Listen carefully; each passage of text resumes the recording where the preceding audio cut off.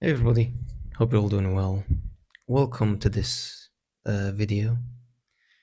It's gonna be a little bit different than what I usually post on this channel. I mean, I haven't posted in a while, so there is nothing called usual videos to begin with. But yeah, well, it's gonna be quite interesting to see how this video does after like a couple of months of absence.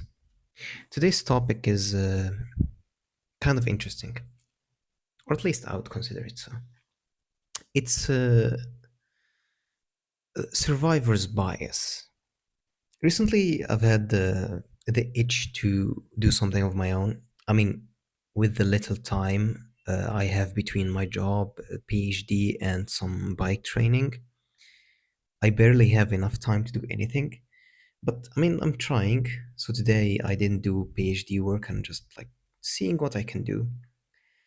Um, I was watching a couple of videos about like how to make a successful SaaS, like success stories and everything. And then I kind of realized this is. I'm going to give you the example that this made me remember. In World War II, the Allies, let's call them that, um, they got when they had like a lot of planes be destroyed, and so they wanted to know like what they should change so that those airplanes don't fall more often and don't get destroyed by the enemy. So what they got is basically they they thought, well, let's get an airplane that survived the shootings and see what we can do with it.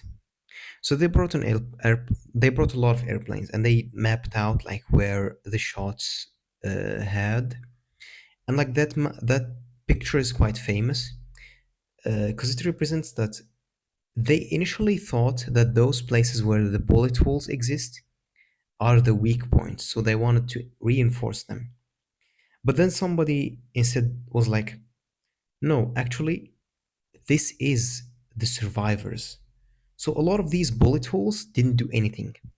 We need to look at the places where there are no bullet holes, because those are the places that can cause the airplane to fall. And they basically reinforced those. So yeah, I was kind of watching those videos, and then it hit me like those success stories are basically like the airplanes that survived. So you only see like the bullet holes where they thought they had problems, but they actually survived the most vital issues. And those are the issues that you do not notice.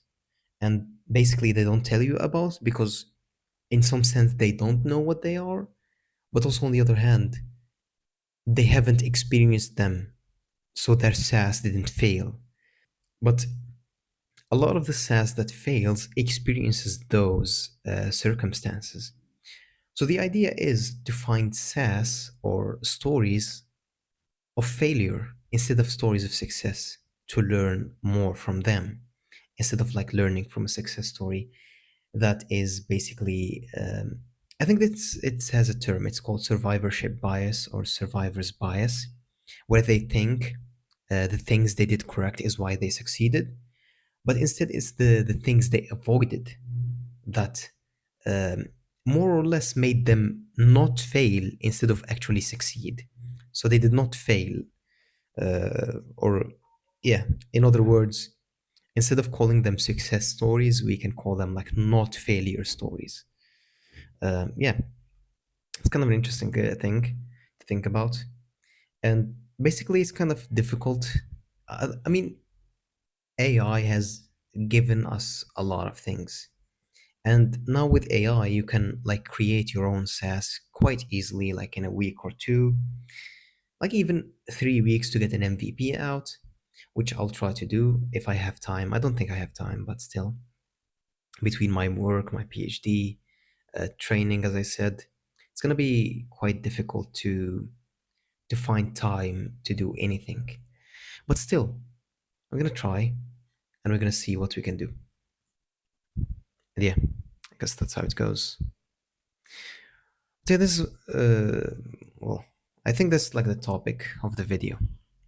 Regardless, other things to discuss is why I haven't been posting. I don't think a lot of people would be interested in what I'm about to say, but it's kind of I've been going through like a dark phase or a depression phase, basically, where I couldn't, where a lot of things failed for me. So I tried to get a paper out and basically didn't succeed. I got more or less, it wasn't an official rejection, but it was more or less a rejection.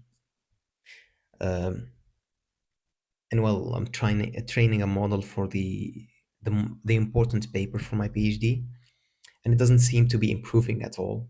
And it's kind of annoying because I'm bad at Python, so it's kind of difficult to know what is causing the issues in the code that I myself didn't write. So it was purely written by agentic AI, mainly because I'm not an expert at Python. And on the other hand, I kind of thought the AI would do a better job than me when designing such, uh, like models and stuff. And well, we hopefully I get some results soon, and that will probably free up a lot of time so I can do maybe some content. I mean, to be honest, I have other channels where I'm actually doing content, but they are not anything related to programming, tech, SaaS, or anything. I mean, yeah, if you're interested, you can watch my other channel called Road to National Championships, where I'm kind of trying to train as much as possible for my national championships journey, which I'm gonna participate in next year. So it's not even for this year, because I started quite late. Let's call it that. Too late to the party, in some sense. Yeah, well, guess that's how it goes. And another channel. Do I have another channel? No, I don't think I have. I only have that one. So yeah, and I'm gonna try to do this SaaS thing and give you an update on how it goes. Um, from what I've seen from the failure stories, a lot of the issues come from the lack of marketing, and that's one thing. And the second, and probably this is the most important, which they kind of discuss in the successful stories, but also there are like some successful stories where they didn't have any market fit, but they still succeeded in some sense. That's what kind of confuses me because how can you succeed when you don't have a market fit?